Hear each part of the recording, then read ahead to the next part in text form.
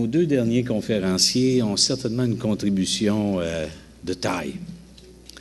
Alors oui, nos deux derniers conférenciers, parce qu'on va avoir droit à un duo dynamique, j'espère, mais qui n'a rien à voir avec Batman et Robin, puisqu'il est question de Daniel Laure et de Nicole Hubin, des personnalités bien connues au sein de la région du Saguenay-Lac-Saint-Jean. Est-ce que Daniel a besoin d'être présenté? Peut-être. Il est prof à l'Université du Québec à Chicoutimi depuis 1984.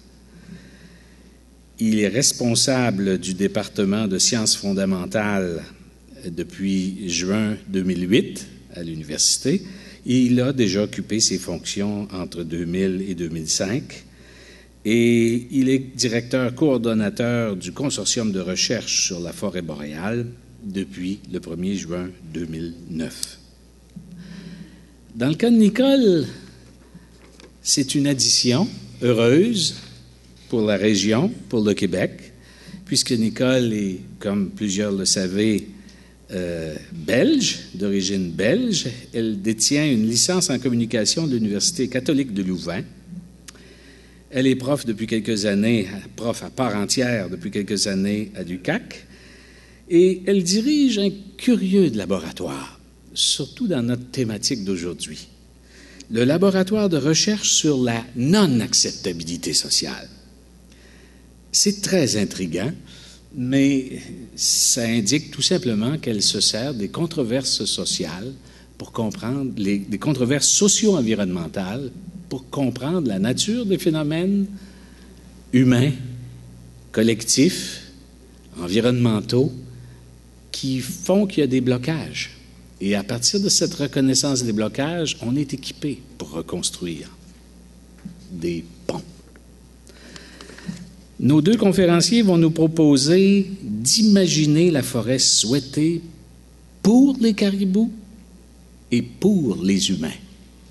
Compte tenu d'une certaine problématique socio-environnementale très prégnante dans la région, qui est celle des caribous, j'ai bien hâte de les entendre. Donc, on va commencer par vous dire comment est-ce qu'on voit notre rôle de chercheur à l'UQAC. C'est quoi être professeur-chercheur à l'UQAC?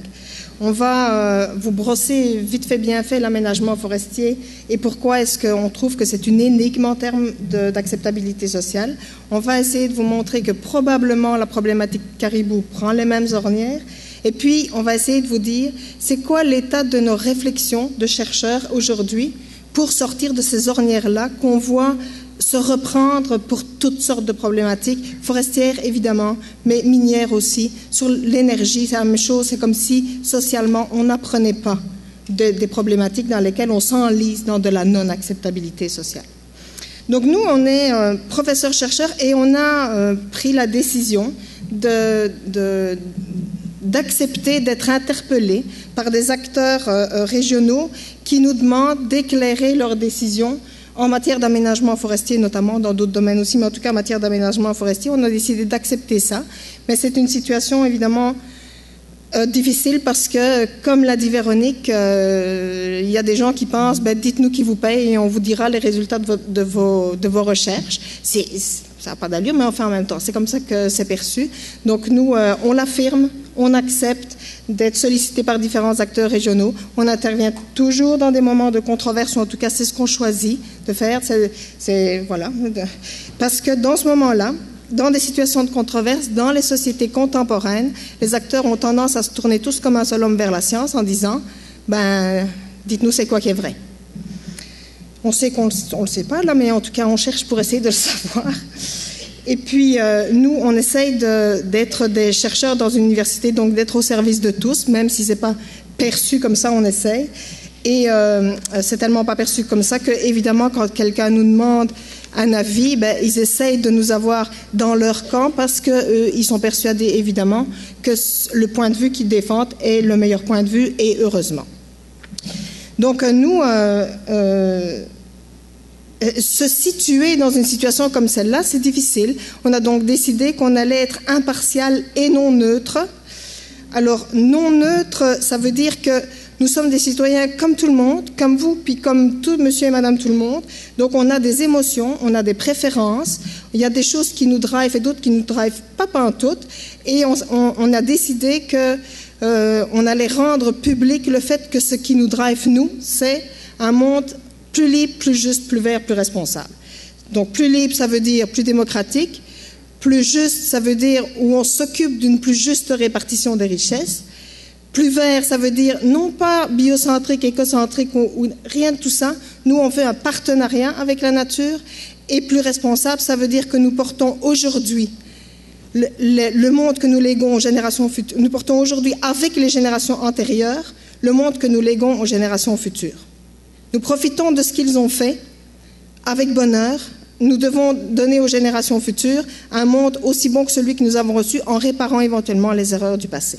Donc ça, c'est quelqu'un qui ne serait pas d'accord avec nous là-dessus, qui dirait « Oh ben non, moi ce que je veux, c'est juste un monde où le profit domine », ben on dira c'est bonne valeur, mais ce n'est pas le champ dans lequel nous, on va pouvoir être non neutre. Oui, c'est ça, non neutre. Évidemment, avec ça dans la tête, ben, on décrit le monde comme ça. On décrit un monde souhaité. C'est pour ça que we have a dream. On décrit un monde souhaité vers lequel on souhaite aller. On a une vision de quelque chose. Tous les chercheurs sont des humains. Voilà. Et puis,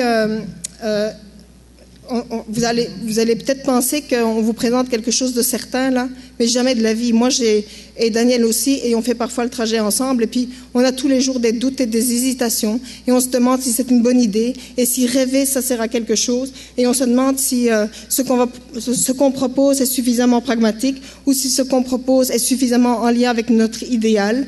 On se demande toujours si les informations scientifiques qu'on a, ce sont les meilleures, ou bien si on ne devrait pas en produire d'autres, et toutes ces questions-là nous occupent tout le temps.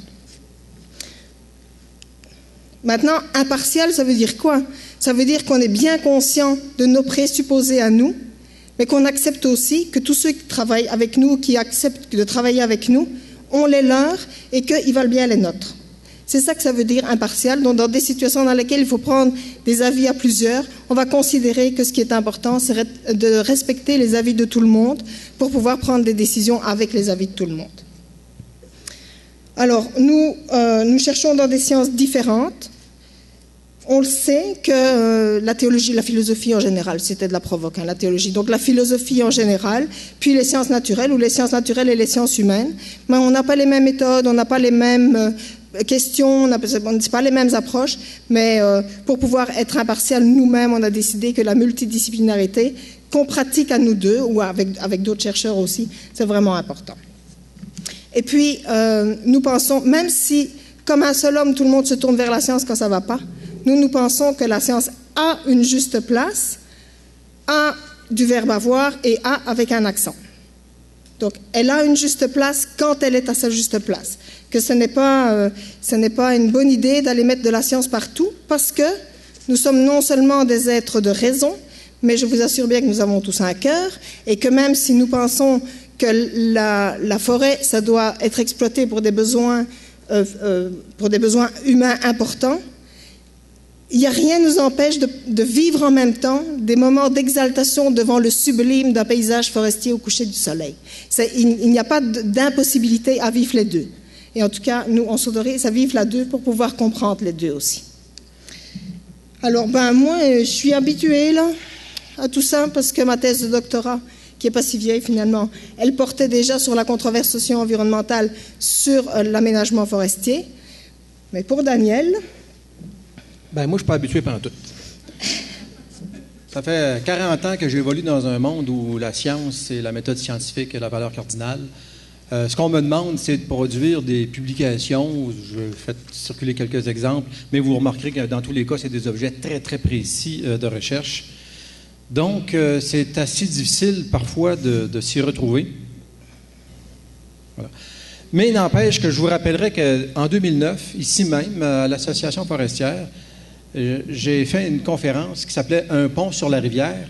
Et déjà là, les doutes et hésitations dont Nicole faisait mention tantôt m'habitaient déjà en 2009.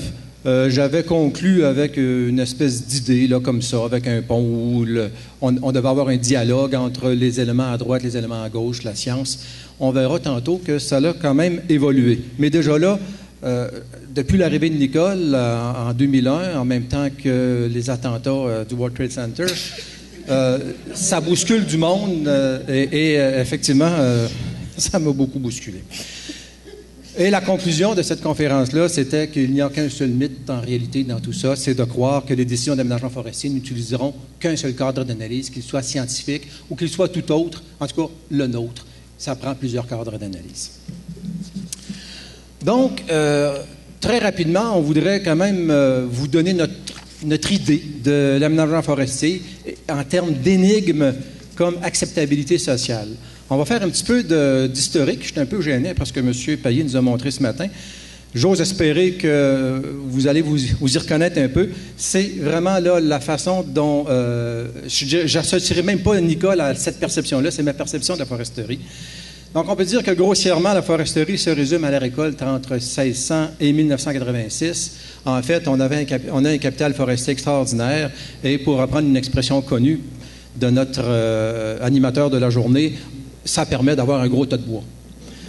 Et il y a des termes qui ne mentent pas, hein, les concessions forestières, les territoires à vocation forestière prioritaire. En tout cas, ça signifie un petit peu de ce que l'on pouvait penser de la forêt durant toute cette époque-là. Mais déjà là, à partir de 1970, il y a une dimension sociale qui commence à prendre une certaine place, de plus en plus de place en aménagement forestier. C'est à cette époque-là, vous vous en souvenez tous, hein, qu'on voit la fin des concessions, la fin des clubs privés de chasse et de pêche, une accessibilité à la forêt publique qu'on ne connaissait pas. Vous savez, moi, je ne suis pas si âgé que ça quand même, là. Mathusalem, c'est avant moi. Même Gérard Poulain, c'est avant moi. Mais j'ai quand même connu, dans le régime des concessions, l'idée où c'était barré, j'étais faire la drave, en fait la sweep sur la Jacques-Cartier, et il fallait montrer vraiment patte blanche pour pouvoir aller sur ces territoires-là, ils sont toujours d'ailleurs tout à fait extraordinaires. On a fait une reconnaissance légale des usages multiples du milieu forestier également. Donc, dans le fond, ce que ça a amené, tous ces éléments-là, c'est que le tas de bois s'est quand même un petit peu rétréci depuis ce temps-là. Depuis 1986, la dimension environnementale prend aussi de plus en plus de place. Je pense que vous le savez, hein, la foresterie migre lentement de l'aménagement forestier centré sur la récolte vers l'aménagement écosystémique, on vient d'en parler abondamment, où la récolte ne peut se faire que s'il y a maintien de la biodiversité. C'est un peu là où on est rendu en 2013. Et des éléments de cette évolution, on peut voir par la stratégie de protection des forêts en 1994, vous vous en souvenez sûrement. L'évolution rapide des valeurs de conservation. Moi, je siège sur le comité de carence des aires protégées dans la région Saguenay-Lac-Saint-Jean, puis j'ai acquis la certitude qu'on va atteindre le 12 % d'aires protégées, qui est une commande gouvernementale, d'ici 2015. En tout cas, I have a dream. Non, celui-là, je suis plus sûr. Il y a une désignation d'espèces forestières comme vulnérables ou menacées, et ça amène essentiellement, également, obligatoirement, la mise en place de stratégies pour leur rétablissement. Protection des vieilles forêts, on entend parler de ça, des écosystèmes forestiers exceptionnels, refuges biologiques, milieux humides d'intérêt, c'est tous des mots qu'on n'entendait pas il n'y a pas si longtemps que ça. Et évidemment, peut-être que le point culminant de tout ça, c'est le nom de la loi. Pensez-y, l'adoption de la loi sur l'aménagement durable du territoire forestier, avec une mise en œuvre qui vient tout juste d'être complétée. Et en plus, on ne doit jamais oublier qu'on a à peu près 95 % de la surface forestière sous aménagement qui est certifiée sous une norme ou sous une autre, ce qui est quand même pas banal. Et ça s'est fait essentiellement dans les 20 dernières années. Mais évidemment, vous vous en doutez bien, l'introduction de l'ensemble de ces valeurs environnementales a eu comme effet, encore une fois, de réduire le tas de bois. Et ça, on peut l'illustrer. Au Saguenay-Lac-Saint-Jean, par exemple, on a eu une diminution de plus de 30 % de la possibilité forestière en résineux SEPM entre 1999 et 2014. On est passé d'environ 8 millions de mètres cubes à 5,2 millions de mètres cubes. Il y a évidemment des réactions qui se produisent et on a un objectif maintenant régional minimum de production ligneuse. On aimerait bien, d'ici 2050, atteindre le 7,5, revenir en fait à ce que l'on avait en 1999. Puis pourtant, malgré tous ces changements qui m'apparaissent, à mon sens, majeurs, la non-acceptabilité sociale des opérations forestières demeure fortement présente chez plusieurs acteurs. Et ça s'illustre, j'aurais pu vous mettre 250 diapositives, photos de tout ça. C'est omniprésent. Donc il y a plein de personnes, on a mis tous entre guillemets pour dire ils, les autres, vous savez, plein d'autres. Ils continuent à dire toutes sortes de choses, que par exemple leurs informations aux autres, pas les nôtres là, celles des autres là. Leurs informations à eux sont fausses, orientées, manipulées. On ne peut pas leur faire confiance ni aux industriels, ni au gouvernement, mais ni aux environnementalistes, ni aux scientifiques. On peut faire confiance à personne. Tout le monde a des fausses perceptions. C'est déjà dit. C'est quoi ça, une fausse perception, hein? Une perception, c'est une perception, ça ne peut pas être faux, là. Mais tout le monde a des fausses perceptions. Puis les autres, évidemment, ceux qui ne sont pas d'accord avec moi, ils sont de mauvaise foi. Nous, jamais, s'il vous plaît. Alors, il y en a qui vont dire la forêt elle est surexploitée, on a entendu Véronique, il y en a qui pensent ça. Et les autres vont dire 1% de la superficie de la forêt sous aménagement est exploitée chaque année, sur 100 ans ça se régénère, c'est bien connu. Puis il y en a qui disent ceux-là ils sont avides de profit, et puis les autres ils vont dire non, ceux-là ils sont avides de membres. Ça fait que ça se dispute de manière polarisée partout. Donc moi j'avais mis dans ma thèse que les prises de position des différents acteurs pas dans des groupes dans lesquels ils doivent prendre des décisions, mais par médias interposés, c'est des prises de position simplistes, manichéennes, dogmatiques. Ça polarise les débats à tout crin. Et les personnes qui portent leur point de vue expliquent toute la situation à partir de leur point de vue, sans jamais prendre en considération le bien fondé du point de vue de quelqu'un d'autre. Et tout ça, ça s'appelle de la moraline. Nietzsche a donné un nom à cette manière de faire du débat polarisé en considérant que lui, là, regardez-le, là, il a les cheveux blancs, il me regarde avec un sourire comme ça, là, lui, là, c'est un méchant. Donner à quelqu'un une caractéristique particulière, à analyser tout ce qui se passe à partir de ça, par exemple, c'est un industriel, donc c'est bien connu, c'est un manipulateur. C'est un environnementaliste, c'est bien connu, c'est et on trouve n'importe quel autre mot d'oiseau pour le caractériser. Ça s'appelle faire de la moraline. Évidemment, ce n'est pas du dialogue, ce n'est pas comme ça qu'on prend des décisions communes en commun. Mais c'est une énigme en termes d'acceptabilité sociale pour nous parce que plein de gens font ça, aller regarder les sites internet, les blogs, les Facebook, tous ces machins-là. Là. Puis, tous les acteurs, mais alors là tous, ils vous disent que le seul remède, c'est de diffuser la seule vraie vérité vraie, de la faire dire par des acteurs neutres et indépendants. Et quand on leur demande qui est un acteur neutre et indépendant, c'est toujours celui qui est de leur avis. Fait que voilà, c'est ça. Donc dans ma thèse de doctorat, je me suis dit, fondamentalement, qu'est-ce qui ne va pas? Parce que devant cette situation-là qui perdure, parce qu'il y a eu plein de choses qui se sont faites en matière d'aménagement forestier, c'est interpellant que au Québec, on ait un phénomène social comme celui-là. Et donc, au lieu de se dire comment favoriser l'acceptabilité sociale, ce qui est une voie, mais on voulait en prendre une autre, on s'est posé la question, et si au lieu de vouloir obtenir l'acceptabilité sociale, on s'interrogeait d'abord de savoir ce que signifie la non-acceptabilité sociale, et c'est pour ça que mon laboratoire s'appelle Laboratoire de recherche sur la non-acceptabilité sociale. Donc essayer d'abord de voir qu'est-ce que ce phénomène-là nous apprend à propos de nous-mêmes, comme culture ou comme société. Et pour le moment, on en est à l'idée que, voilà, nous en tout cas, on pense que collectivement, on n'est plus capable, on l'a été, mais on n'est plus capable de se mettre d'accord sur c'est quoi un bon développement humain.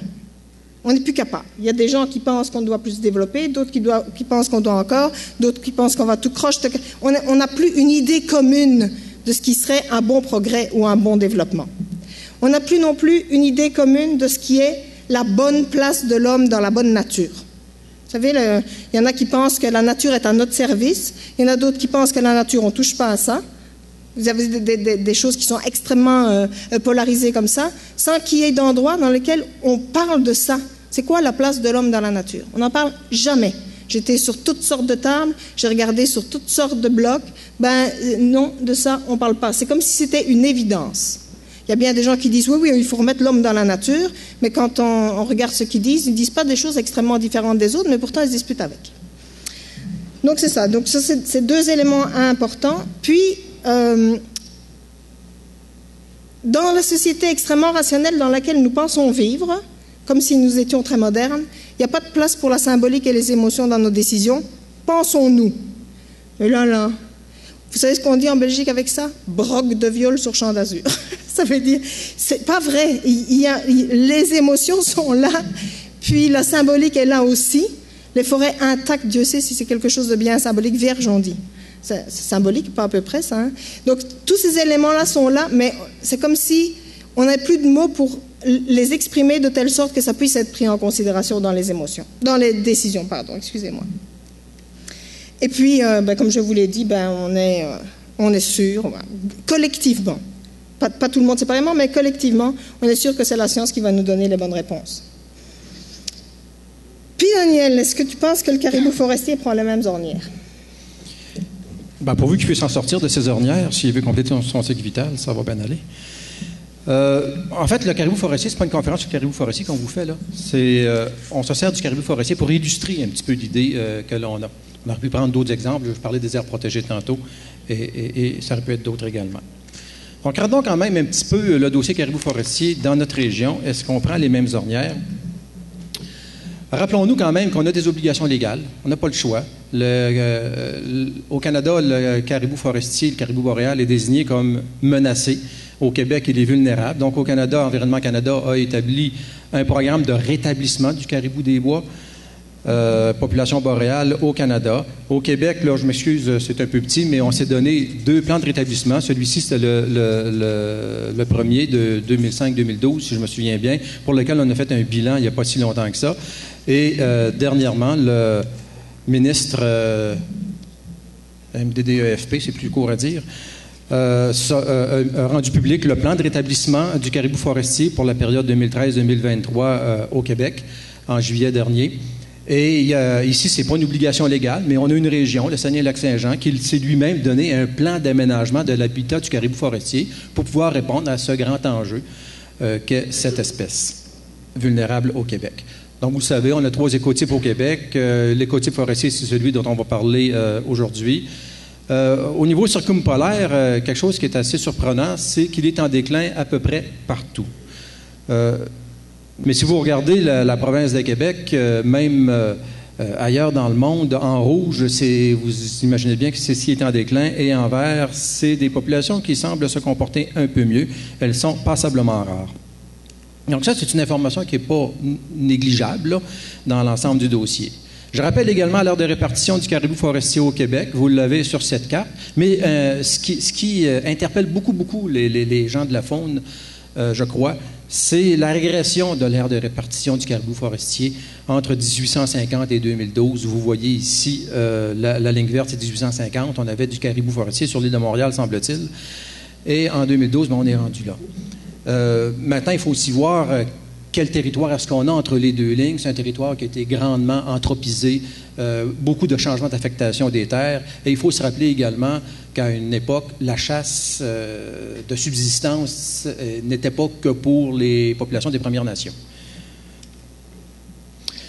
Mais ce que ça a amené, tout ça, c'est la fragmentation de la forêt, due aux routes, à la coupe, l'envahissement par l'orignal, semble-t-il, l'augmentation de la prédation par les ours et les loups, recrutement insuffisant pour maintenir les populations, et la coupe est identifiée comme la cause ultime de la diminution des populations, même si ce n'est pas toujours la cause proximale.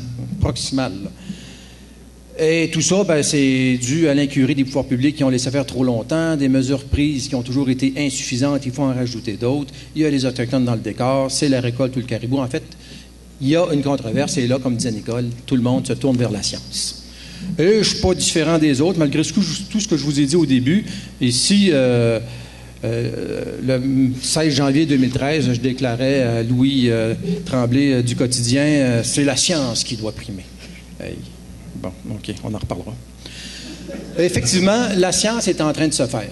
On doit l'avouer, il y a eu des efforts considérables qui ont été mis en place au Canada, mais particulièrement au Québec dans les dernières années, pour comprendre cette bébite-là.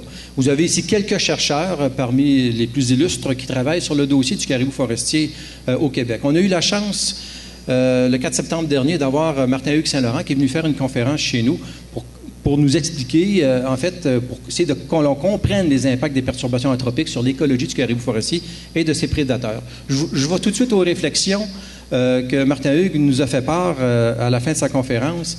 Il nous a dit que les évidences scientifiques sont robustes et nombreuses quant aux impacts cumulés des perturbations anthropiques sur plusieurs facettes de l'écologie du caribou. Les coupes sont temporairement néfastes pour le caribou, mais les empreintes pérennes, comme les routes et les bâtiments, ont des impacts cumulatifs permanents.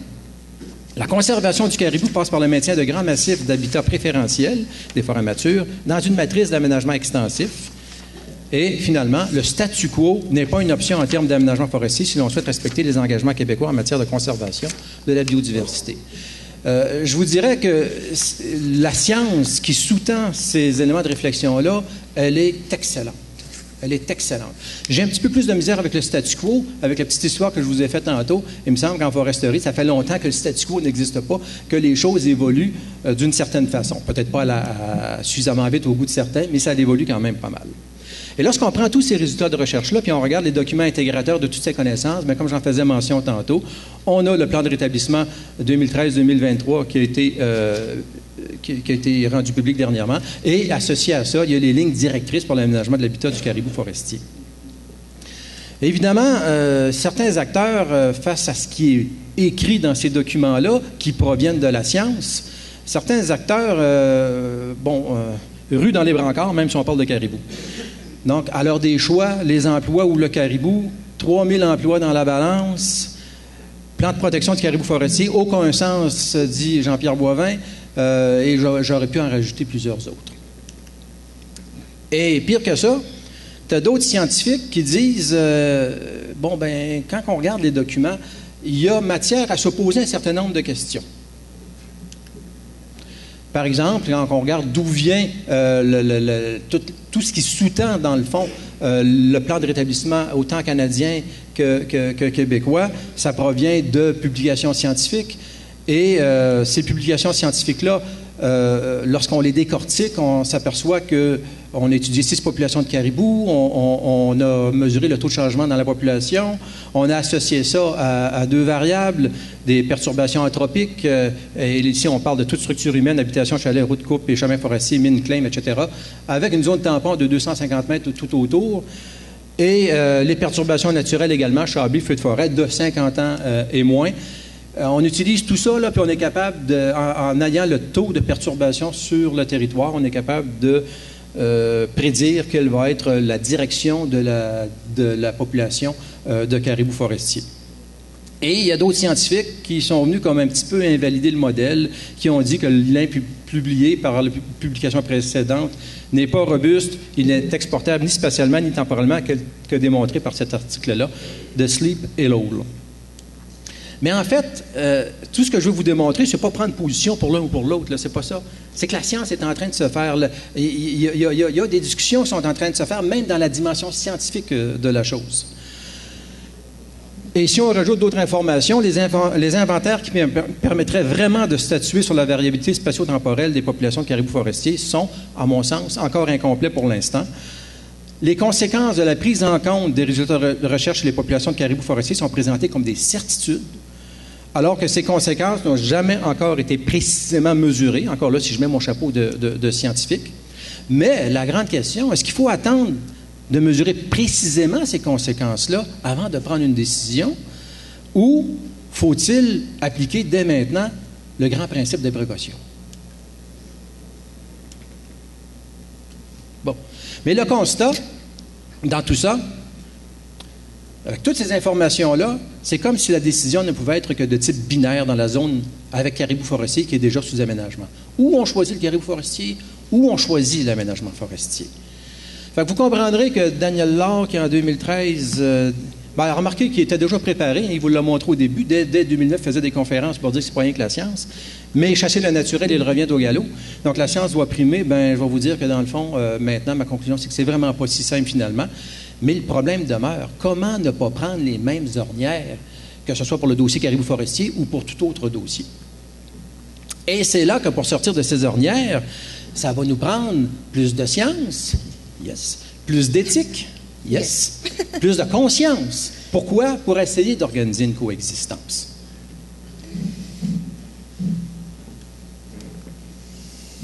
D'abord, avant de dire plus de science et tous ces machins-là, moi je voudrais vous dire qu'on ne part pas de rien. C'est pas parce qu'on voudrait ajouter quelques éléments qu'on pense que tout ce qui se fait est mal fait. On ne part pas de rien. Il y a une conférencière ce matin qui a dit dans le domaine forestier, il y a un état de maturité parce qu'il n'y a pas 46 000 certifications, il y en a 2, 3 en fait. Puis il y a beaucoup de choses qui ont déjà été faites dans le milieu forestier. D'ailleurs, ça a beaucoup changé. Il y a toutes sortes d'endroits où on peut parler, où on peut prendre des décisions beaucoup plus en concertation. Donc les TLG, IRT, les tables de concertation, les tables, les anciennes tables CSA, enfin il y a toutes sortes d'endroits où on peut faire valoir toutes sortes de points de vue. Il y a beaucoup de sciences autour de la forêt. Les scientifiques ne s'entendent pas tous entre eux, mais il y a vraiment beaucoup de sciences. Et puis, on a de plus en plus une bonne connaissance des enjeux économiques, ou en tout cas, les entreprises les font de mieux en mieux valoir. Et ce n'est pas parce que tout ne va pas bien que rien ne va bien. Donc, je veux quand même rapetiter mon intervention, parce que le reste, après, je vais vous dire tout ce qu'on pourrait faire mieux, mais ça ne veut pas dire que je balaye d'un revers de main tout ce qui se fait déjà.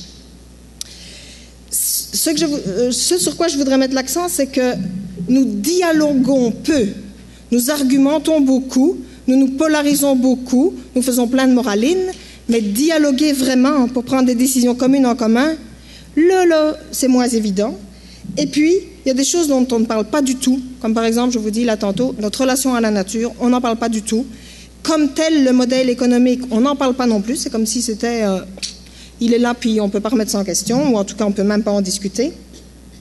Et donc, ce que je propose, ou ce que nous proposons, c'est voyons d'abord que la science est en train de se faire. Ne prenons pas les résultats scientifiques comme si c'était la vérité pure, là. C'est faux.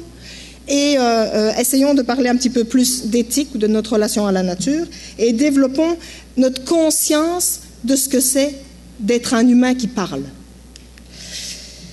Vous vous souvenez, là, la non-acceptabilité sociale? J'avais commencé par dire collectivement, nous ne sommes pas d'accord sur le modèle économique, collectivement, nous ne sommes pas d'accord sur notre place dans la nature. Ben, nous, la réponse que je vous ai déjà donnée au début, c'est interrogeons-nous ensemble et en commun pour trouver une représentation commune de ce que ça pourrait être un monde plus juste et plus responsable, plus juste faisant référence à la création et répartition des richesses. Pas seulement création de richesses. Et si c'est vrai pour la forêt, c'est aussi vrai pour le pétrole. Et la répartition des richesses, c'est aussi la répartition des risques. Vous comprenez, discutons un petit peu plus au-delà de c'est ma région, c'est moi, c'est mon emploi, des choses comme ça. Essayons de voir plus large, ce serait quoi un monde plus juste. Et puis, je vous avais dit, collectivement, on ne sait pas comment intégrer les émotions et la symbolique. Moi, je vous propose de réfléchir ensemble à qu'est-ce que ça pourrait être un partenariat avec la nature quand on considère que la nature n'est pas seulement à notre service pour notre bien-être, mais qu'elle a aussi une valeur en elle-même, que plein de mouvements environnementalistes tentent de défendre d'ailleurs, et là-dessus, ils ne sont pas assez bien entendus. Ils s'y prennent comme ils s'y prennent, mais dans le fondement de ce qu'ils disent, il y a des choses qui sont vraiment intéressantes pour le monde de demain, pour celui de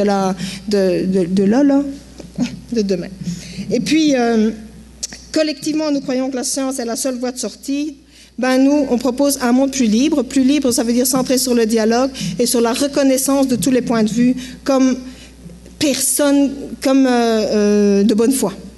Okay. Maintenant, pas la manière de faire, mais le point de vue. Donc, Daniel, vous avez dit plus de science, plus d'éthique, plus de conscience. En ce qui concerne l'éthique, ben, c'est inventer un partenariat avec la nature. Ça, c'est pas mettre la nature à notre service ou bien être des bons intendants de la nature, être des bons pères de famille avec la nature. Ce n'est pas non plus considérer qu'on doit se soumettre aux lois de la nature. Ça fait, je ne sais pas depuis combien de temps qu'Homo sapiens essaye de mieux vivre avec ce que la nature lui a laissé, c'est-à-dire pas grand-chose. On est tout nu, on n'a pas de sabots, on n'a pas de griffes, pas de tous ces machins-là. Oui, voilà, on essaye de sortir de l'état de nature pour pouvoir avoir une vie, d'abord pour pouvoir se perpétuer comme espèce, même si on ne le tient plus, mais en tout cas pour pouvoir avoir une vie confortable qui est la nôtre aujourd'hui et que, en tout cas moi, ça me viendrait jamais à l'esprit de remettre en question, et je voudrais au contraire que tous les humains puissent avoir la chance de faire le travail qu'ils aiment, d'être soignés quand ils ont des maladies et de pouvoir avoir une vie enrichissante. Donc c'est ça. plus d'éthique pour nous, donc c'est développer le partenariat avec la nature, ça veut dire, ni Daniel ni moi, on ne veut participer en aucun cas à la disparition d'une espèce, même si c'est un écotype et même si c'est dans une partie de son aire de répartition. Luc vient de dire qu'on a 10 minutes chacun encore. Ah, 10 minutes, oui. Et nous vivons dans une région forestière, fait que évidemment que nous sommes sensibles aux aspects socio-économiques qui sont liés à comment est-ce qu'on fait de la foresterie. Puis on a une réflexion qui est celle-ci. On dit 12%, puis vous avez des gens qui disent non, il faut 20%, puis encore autant de pourcents d'aires protégées. On sera en 2050 9 milliards. Nous, en tout cas, on pense qu'il est urgent d'essayer de penser, pas d'éradiquer les aires protégées, mais de faire aussi partout où on est dans la nature, de telle sorte que toute la vie se perpétue avec nous. Ça ne va pas, en 2013, de considérer que la nature, c'est rien. Qu'un arbre, c'est rien. Un arbre coupé, c'est un arbre qui meurt. Les ingénieurs forestiers ne sont pas des assassins, mais un arbre coupé, c'est un arbre qui meurt. C'est correct, comprenez, je ne veux pas remettre ça en question, seulement ce n'est pas rien. Et pour que la nature devienne comme une sorte de partenaire, même si elle est muette, il faut qu'on puisse considérer que c'est quelque chose, ou c'est ça, quelque chose. Et puis, on a aussi une conviction qui est ne pas nuire au caribou, ce n'est pas la même chose que servir le caribou. Et dans le partenariat avec la nature, c'est plutôt cette philosophie-là qu'on essaye on essaie de répondre à cette question-là. Comment est-ce que l'aménagement forestier pourrait servir le caribou plutôt que ne pas lui nuire? Pourquoi qu'il ne veut pas? Donc, à la dia en rouge que Daniel avait, là, ce n'est pas l'un ou l'autre, ce n'est pas le caribou ou l'humain, c'est l'un et l'autre et dans une forme de partenariat où chacun compte parce que c'est un quelqu'un. Bon, vous allez me dire, bon, c'est ça, philosophe toujours, là, toi, dans ta tour d'ivoire, parce que peut-être que c'est impossible, mais c'est ça. Avant de pouvoir aller sur la Lune, on a rêvé d'aller sur la Lune. Fait que dites-moi pas que c'est impossible avant qu'on ait essayé, là, essayons d'abord. Moi, je suis sûre que la plupart des gens sont de bonne volonté, aimeraient ça, trouver des solutions ou des voies de sortie à ces situations sociales qui sont inconfortables, qui font plein de stress et qui font plein de burn-out pour plein de gens. Donc, on n'a pas essayé. On est créatif quand on est beaucoup et qu'on accepte le dialogue. Mais évidemment, le dialogue, comme ce n'est pas seulement argumenté, il faut... Tantôt, je pense que Marie-France, elle montrait une situation dans laquelle un animateur professionnel, mais je pense que ça, c'est vraiment important dans des situations de dialogue. Et puis, il faut élargir nos questions scientifiques, parce que ça m'a frappé, mais je l'ai déjà, je l'ai mis autrement, mais dans la conférence de Martin Hugues, il dit... Le titre, c'est « Comprendre les impacts des perturbations anthropiques sur l'écologie du caribou forestier et de ses prédateurs ». C'est sûr qu'il va se centrer sur les perturbations anthropiques. C'est sûr que donc il va y avoir un lien entre les perturbations anthropiques et le déclin du caribou forestier. Vous comprenez, la façon dont on pose la question de recherche va avoir un impact sur les informations qu'on va récolter. Puis je vous rappelle que l'utopie, ce n'est pas l'irréalisable, c'est l'irréalisé. C'est ce qu'on n'a pas encore réalisé. Et puis, si vraiment on n'y parvient pas, un partenariat avec la nature, on pourra toujours bien revenir à le caribou ou les humains, mais il dit le principe de précaution, mais on va le mettre sur qui? Sur le caribou ou sur les humains qui travaillent en forêt? Ça, ce sera de toute façon une décision qu'on va devoir prendre. Non, je me trompe pas.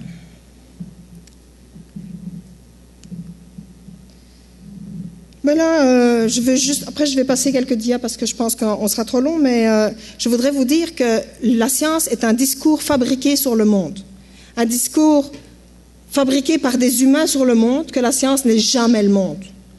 Que nous représentons le monde dans la science, alors pour que le discours soit scientifique, il doit répondre à des hypothèses, ça doit se faire sur base de raisonnements qui sont reconnus, et tous les scientifiques que je connais dans la forêt, dans le problématique caribou, ils font tous ça. Ce sont tous des scientifiques comme du monde. Seulement, ils produisent un discours sur le monde, et le discours sur le monde, c'est jamais le monde. C'est pour ça que la science est toujours en train de se faire. Ce que nous partageons entre nous, c'est une représentation du monde et jamais le monde. Puis, si on prend même... les sciences de la nature ne peuvent pas rendre compte de toutes les dimensions de la problématique caribou, parce que c'est toujours les caribous et les humains, l'aménagement forestier et les humains. Et puis, il ne faut pas confondre le vrai et le bien. Et il faut accepter de faire les deux raisonnements. Je vais prendre un bête exemple. Vous savez que le pain gris se régénère après feu parce que les cônes semi-sérotineux sont soumis à une chaleur intense, ce qui permet aux graines de se dégager et que quand elles tombent par terre, ça repousse. Vous savez ça? C'est une description du monde. C'est plutôt de l'ordre du vrai. Mais ce qui est bien qu'on fasse après ça, ça peut être bien des choses, comme par exemple, on pourrait dire on va imiter la nature, mettre le feu au pain gris, récolter les tiges brûlées et attendre que ça repousse. Mais ce n'est pas le bien qu'on a choisi. Le bien qu'on a choisi, c'est on coupe le pain gris et on replante. Mais on aurait pu choisir l'autre aussi. Ce serait un peu... Voilà, c'est pas ça qu'on a choisi. Donc, il n'y a pas d'équivalence entre quelque chose qui est complètement vrai et quelque chose qui est complètement bien. Et nous faisons souvent l'amalgame, surtout quand on se tourne vers les scientifiques pour savoir c'est quoi la bonne réponse.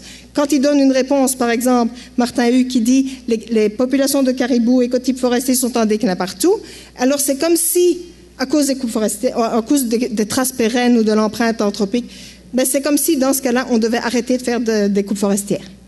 Mais décider arrêter de faire des coupes forestières, c'est de l'ordre du bien et du mal, du bien dans ce cas-ci. Ce n'est pas de l'ordre du vrai ou du faux. Or, on confond tout le temps. C'était intéressant de voir que dans le plan de rétablissement, la question fondamentale s'énonce comme ceci. Comment pouvons-nous atténuer l'empreinte anthropique dans l'aire de répartition du caribou forestier? Et notre question à nous, de chercheurs, c'est comment imaginer plusieurs stratégies pour organiser un partenariat avec la nature dans le cas du caribou forestier, ce qui va nous amener à des réponses complètement différentes. Donc, c'est important que les scientifiques soient plus conscients des questions qu'ils posent, parce que c'est sûr que leur réponse va être en lien avec leurs questions. Alors, plus de science, et là, vous irez lire si vous... C'est parce que nous, face à toute la littérature scientifique, on a plein d'autres questions, puisqu'on veut répondre à une question fondamentale qui n'est pas la même. Donc, par exemple, je vais juste dire, le déclin du caribou, pas seulement forestier, mais tout le caribou, est circumpolaire. Vous avez vu la grande photo, c'est circumpolaire, même à des endroits où il n'y a pas d'activité anthropique. Donc ma première question était, c'est quoi les autres raisons alors? Parce que si ce n'est pas la coupe forestière, et il y a plein d'endroits où il n'y en a pas, c'est quoi la raison? Donc la réponse c'est, il y a plein de raisons différentes au déclin. Il y a la chasse, les changements d'affectation des terres, le morcellement, le loup, l'ours, les changements climatiques et peut-être encore d'autres choses. Mais si ce déclin est circumpolaire, il faudrait peut-être avoir des stratégies différentes à des endroits différents pour les tester, pour les évaluer, pour voir ce que ça donne, pour pouvoir effectivement mettre en place un partenariat avec la nature dans le cas du caribou forestier. Oui, donc comme ça, on se pose nous plein de questions. Et puis, dans la région, il y a un dispositif qui existe depuis 10 ans. Il n'a pas été testé. Ce serait vraiment intéressant qu'il le soit pour savoir si ce dispositif-là convient ou ne convient pas pour établir les populations de caribous forestiers. Même si les nouvelles informations scientifiques nous disent que c'est sûr qu'il ne conviendra pas. Oui. Même si... Oui, c'est ça. Non, on ne peut pas... Quelque chose qui n'a pas été vérifié en vrai-faux ne peut pas être considéré comme a priori vrai. Vous comprenez? Pourquoi ne pas le considérer alors comme a priori faux? Je veux dire, autrement, il n'y a pas besoin de scientifique dans la vie. Là. Quand je suis payé, moi, si je ne peux pas chercher. Plus de conscience, ça veut dire quoi? Ça veut dire... essayons d'être plus conscients, par exemple, de ne pas... que quand quelque chose est vrai, n'en faisons pas nécessairement quelque chose de bien. Ce n'est pas la même chose, ce sont deux raisonnements différents. Puis je vais regarder, par exemple, pour le plan de rétablissement. Il y a plein de brouhaha autour du plan de rétablissement, mais le plan de rétablissement, il s'occupe juste du côté écologique lié il ne remet pas c'est pas la décision en elle-même, c'est fait pour éclairer la décision. Mais dans la tête de bien des acteurs, une fois que c'est dit dans le plan de rétablissement, paf, c'est ça qui doit être sur le terrain. Donc, plus de conscience, ça veut dire distinguons les choses. En les distinguant, ça ne veut pas dire il ne faut pas essayer par tous les moyens possibles et imaginables de réintroduire les humains. Je ne dis pas ça là, mais en tout cas que ce soit des informations d'ordre différent et que ce soit bien présenté comme ça. L'incertitude scientifique appelle normalement un principe de précaution. On est en 2013, c'est normal, c'est bien correct, c'est comme ça que ça doit être. On a presque fini. Seulement, le principe de précaution, c'est de l'ordre du bien-mal, ce n'est pas de l'ordre du vrai-faux. Le principe de précaution n'a rien à voir avec la science. Le principe de précaution, c'est une décision que des humains prennent pour faire la meilleure chose possible au moment et avec les informations qu'ils ont. C'est bien de l'ordre du bien-mal. Il ne faut pas confondre et il faut faire les deux. Et puis, moi j'adore ça, de rappeler au monde, c'est quoi la nature, puis c'est quoi les humains. Qu'est-ce que la science de 2013 nous dit à propos de la nature?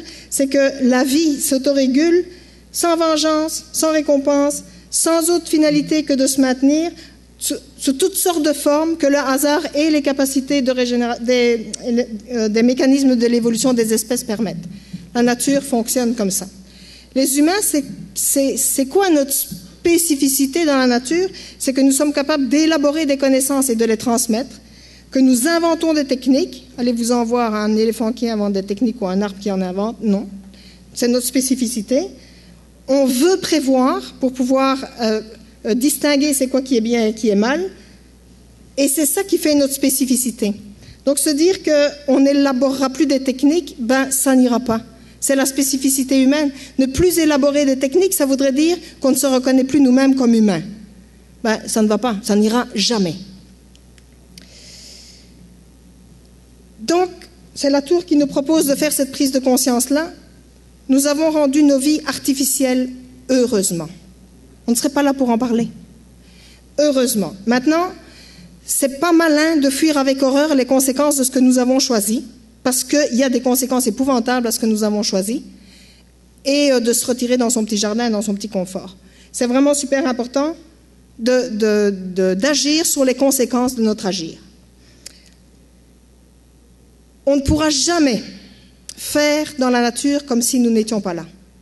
On ne pourra pas. C'est logiquement impossible. On peut pas se retirer de la nature, on est interdépendant. Et puis, on voudrait même faire comme si on n'était pas là, on est là. Et puis, à moins que vous ne vouliez vous jeter par les fenêtres, là, mais moi, c'est pas mon cas, puis mes enfants et mes petits-enfants et tous ceux que j'aime, non, là, eux, je veux pas qu'ils se jettent par la fenêtre. Donc, on est là et on est là pour rester, et heureusement.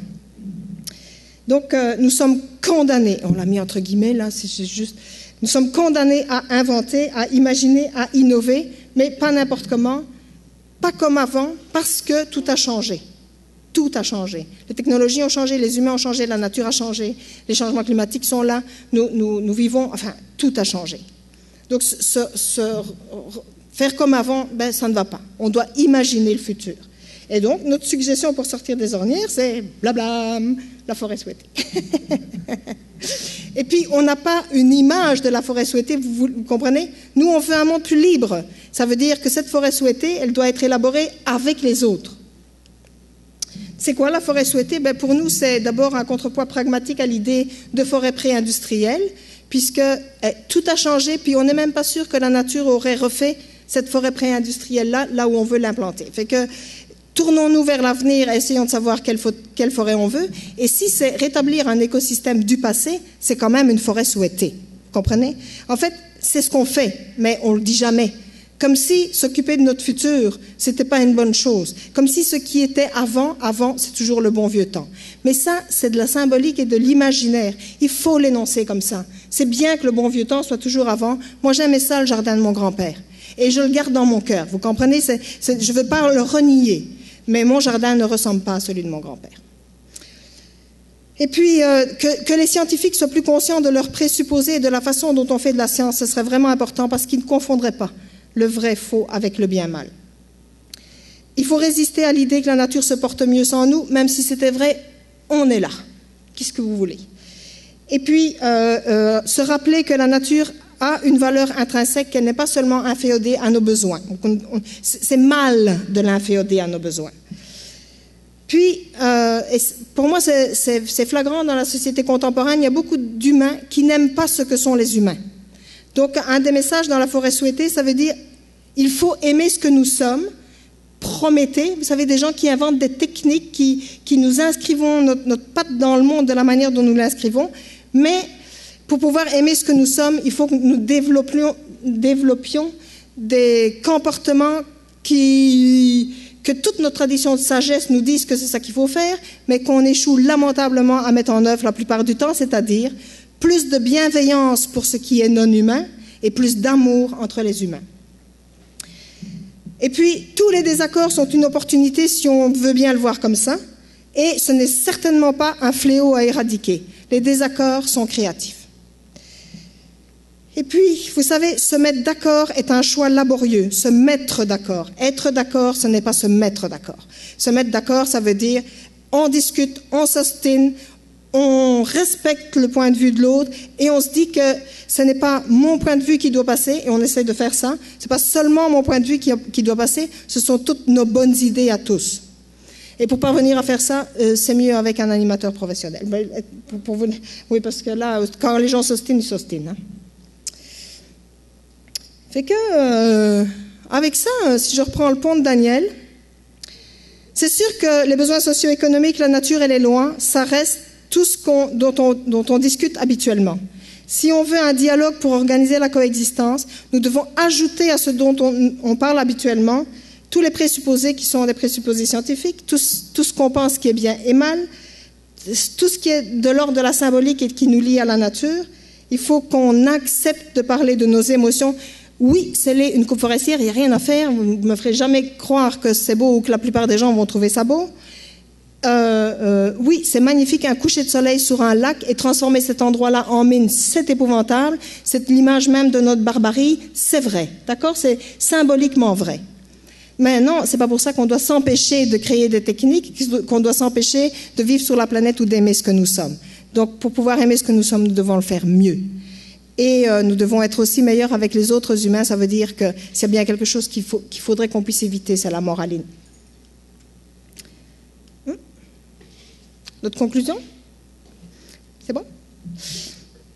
Donc, vous avez compris, les sciences naturelles n'ont pas toutes les réponses, mais l'éthique n'a pas toutes les réponses, l'économique n'a pas toutes les réponses, la gestion n'a pas toutes les réponses. Seulement, ensemble, nous pouvons être très créatifs pour imaginer un partenariat avec la nature, et c'est « we have a dream », « that dream ». Alors, bousculer les certitudes, ça ne va pas de soi parce qu'un partenariat avec la nature, c'est ça. Puis que les sciences n'ont pas toujours raison, oui. Donc, bousculer les certitudes, ça ne va pas de soi, mais ni les sciences naturelles, ni les sciences humaines ne sont faites pour plaire. Tu vois, si on cherche, c'est pour avoir des informations nouvelles, ça ne va pas plaire nécessairement. Puis, vous savez quoi? L'ignorance n'est pas une vertu. Et puis, il faut choisir le dialogue. C'est toujours un choix ardu. Parce qu'aucune idée, aussi généreuse soit-elle, n'est une bonne idée si elle nécessite une dictature pour se mettre en œuvre. Et que là, merci de votre attention.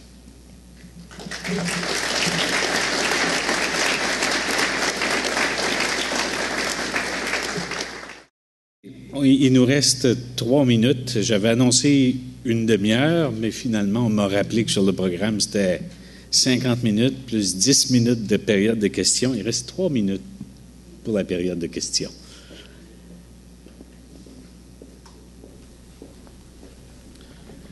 Oui. Oui, bonjour, Pascal Gagnon, Chambre de commerce à Roberval.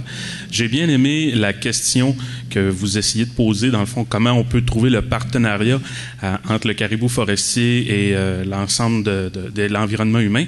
J'aimerais ça la revoir parce que je la trouve essentielle dans votre présentation parce que ça cadre même les interventions qu'on va faire parce que on a souvent à être interlocuteur dans différents débats à ce sujet-là.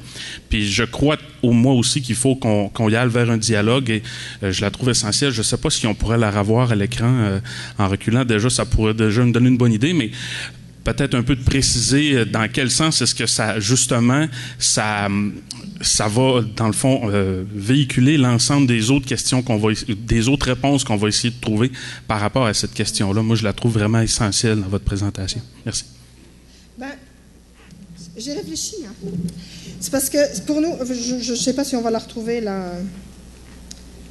Inventer un partenariat, ça là, vous voulez dire? J'ai réfléchi ce matin en écoutant l'ensemble des personnes, puis il y a quelque chose qui m'a... Maintenant, je ne suis pas une scientifique, je ne sais pas si on peut répondre à cette question-là.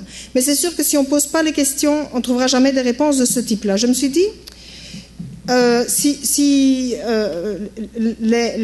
problématique caribou, c'est un problème de recrutement. Donc ça veut dire que les petits ne passent pas l'année, ou en tout cas dans les 3 premiers mois de leur vie, c'est extrêmement problématique. Il y en a vraiment beaucoup trop qui meurent. Un partenariat avec la nature, ce serait de dire comment est-ce qu'on peut aider les petits pendant ces 3 mois-là pour qu'ils parviennent au-delà. Je ne sais pas comment on fait, je ne suis pas sciences naturelles, je ne sais pas.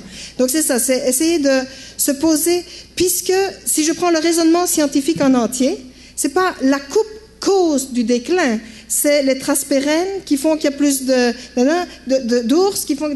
Donc comment est-ce qu'on pourrait... Alors ce serait un partenariat avec la nature, voyez-vous, parce que le caribou nous a déjà beaucoup donné. Un contre-don, ce serait peut-être de parvenir à protéger les petits. Et de toute façon, on est tous gagnants parce que s'il y a plus de caribous, la chasse pourra recommencer et le caribou payera en viande qu'il nous donnera. Vous savez, c'est une représentation qui peut paraître enfantine, ce type de représentation de partenariat qui est don contre don. Mais c'est une représentation qu'on trouve dans bien des cultures dans lesquelles ils ont essayé d'inventer comment est-ce que l'humain et les non-humains pouvaient cohabiter en paix sur la planète. Voilà, c'est ça. Maintenant, ce sont peut-être des mauvaises questions, j'en sais rien. C'est juste pour vous donner un exemple.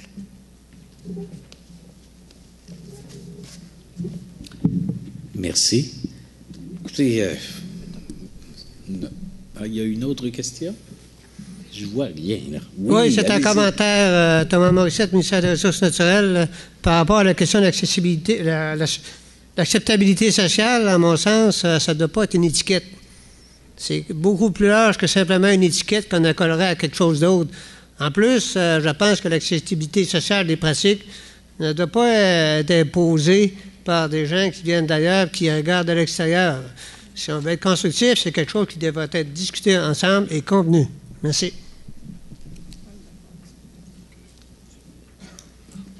Nicole vient de me dire qu'on est d'accord avec ça.